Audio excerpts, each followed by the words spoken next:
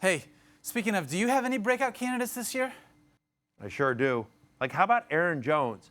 Look, if anyone has a shot to be 2018's Alvin Kamara, I actually think it might be him. Think about it. Last year at this time, Kamara, part of a committee situation on an explosive offense, ended up breaking out, being the lead guy there due to sheer talent. Today, Jones, part of a committee on an explosive offense in Green Bay, but in my opinion, has the most talent of the bunch. Only 81 carries last year, but 8 of them went for at least 15 yards. That's 10.1 such rushes per carry. Second best in the NFL among qualified running backs. The only one better, Alvin Kamara. He's currently my RB33. He's going later than that in drafts. I definitely could see him finishing well into the RB2 range. He's got that 2-game suspension, so that's depressing his draft price. But think about the second half of the year. Again, Aaron Jones, the most talented running back on that team. I like him in the second half as a breakout. Another running back I like as a breakout, Royce Freeman. You know, some players need time to grow and develop into productive college players, while others simply ready from day one. During Freeman's 4 years at Oregon, he led the country with 60 rushing scores. He ranks second with over 5,600 rushing yards. This guy is more than capable of carrying the mail for the Broncos. 6 foot, 238 pounds. He is a big guy, and he had at least 250 touches in 3 of his 4 seasons. He is built to be a workhorse back, which is what they wanted to be in Denver. Remember, they were 8th in the NFL in terms of rushing attempts last year. At wide receiver, I got to tell you, I think this is Chris Hogan's breakout year. Definitely had a hot stretch last season. Remember, weeks 2 through 5, he was the 3rd best wide receiver in fantasy. He was a top 10 fantasy wide receiver before he got hurt. Did you know this? Chris Hogan was thrown to often in the red zone last year. In fact, the first 8 weeks when he was healthy, his 11 red zone targets were tied for 4th in the NFL. Actually, 2 more than Gronk. Think about that. Tom Brady has Rob Gronkowski in the red zone, and he's throwing more to Chris Hogan. Julian Edelman out for 4 games. Brandon Cooks in Los Angeles. Yeah, give me some Chris Hogan, especially at his ADP, which at the moment is wide receiver 29, crazy low.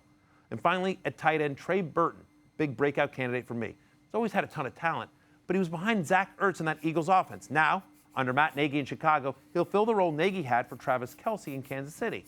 Last season, Bears tight ends held a 21.2% target share, 12th best in the NFL. That means a role with a ton of upside. Trubisky looked to the tight end last year in limited small sample size. He's my tight end 9. I definitely think Trey Burton is a breakout candidate. That's great, Matthew. While I try to fashion this flashlight into a shiv, do you want to give me some of your bust candidates for 2018? I do. Look, Kenyan Drake has a lot of bust potential, very talented player, but you know what? He's never rushed 150 times in a season, even in college. Like, they just don't use him as a workhorse back, and now he's in a crowded backfield that has Frank Gore and Kalen Ballage. Drake also has had a tendency to lose yardage. Of the 47 running backs last year with at least 100 carries, only 5 lost yardage at a higher percentage of their carries than Kenyan Drake did at 15.8%. I just don't see the value of him going as an ADP of running back 18. He's being drafted as a workhorse back, but I don't think he's going to be one. I don't think Miami wants him to be one either. Dak Prescott definitely has bust potential. I'm not sure it's his fault. Look at who his top receivers have been, right? His top 2 pass catchers, Jason Witten and Des Bryant, aren't on the team anymore. You're only as good as the people surrounding you. It's kind of why this show is the way it is, right, Daniel? Yep. There you go. Dak has actually had more games under 200 yards last year than he did over 300 yards. Over the last 2 years, he's got the same amount of touchdown passes as Eli Manning. His fantasy value comes from his legs, which is, concerning because he had 6 rushing touchdowns last year, 4 of which were from 10 yards more or out. That's really hard to repeat. His completion percentage dropped 5% last year. His yards per attempt dropped by 1.2. Cowboys pass catchers have not improved this offseason. I am nervous. I just don't see him being a top 12 fantasy quarterback, which is where he's being drafted. One more bust candidate. How about Brandon Cooks of the Los Angeles Rams? Now, make no mistake, Cooks is a nice player. And if you're on the field in a Sean McVay offense, great things can happen. But this is a Rams offense that has Todd Gurley, Robert Woods, my little Cooper Kupp. Is Cooks going to be able to get his share? Cooks is a guy who gets his points on big plays. He averages just 11.5 points per game in his career when he doesn't break a 40-yard reception.